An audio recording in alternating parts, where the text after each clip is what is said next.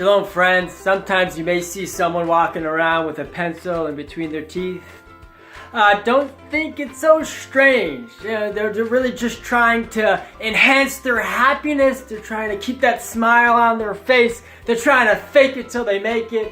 Yes, there's a lot of science behind this, but where does it all come from?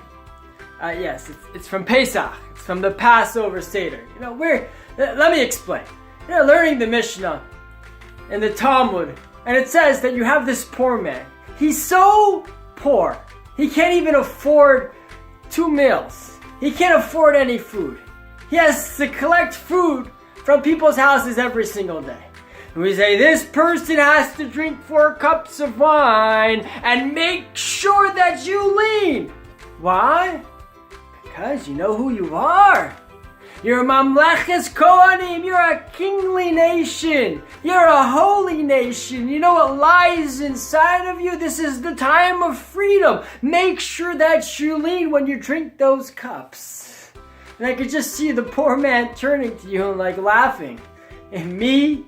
I'm a kingly person. I'm holy. I'm special. I'm unique. Look at me.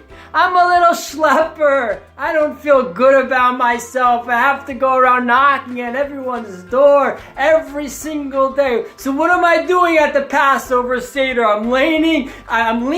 Is there some charades that we're doing? What's the purpose behind this? And it gets even more interesting. By the Korban Pesach, the time when they had the temple, so they were bringing actual Korban Pesach, an animal, a sacrifice that they would eat together in a group. But there were certain laws in terms of preparing the food, preparing the meat. It had to be roasted. It couldn't be boiled. You couldn't break any of the bones. And you can't have any leftovers. Why? The same reasoning. Because we're a Mamleches Kohanim, we're a kingly nation, we're a holy nation.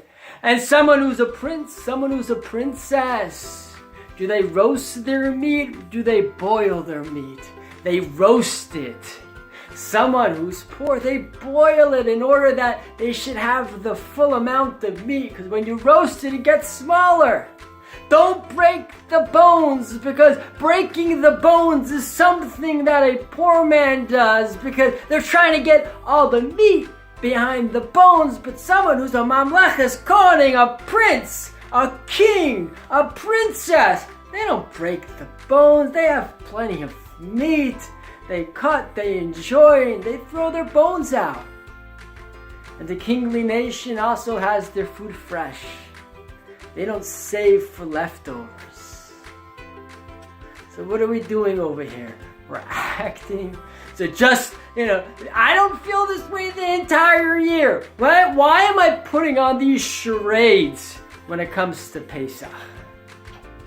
So says the Sefer HaChinuch, such an important lesson. Such foundations in Judaism. And you know what that is? Fake it till you make it.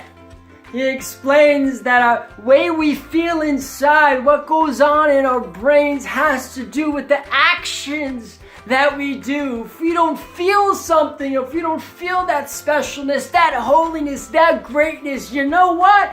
Act that way. And when you act that way, it's gonna become a part of you. You're gonna start feeling that in your heart. You're gonna start having those thoughts. And that's behind so many of the mitzvahs that we have in Judaism as a whole. The point of all the mitzvahs is in order to act good, do good, understand the reasoning behind it, because that's going to affect you.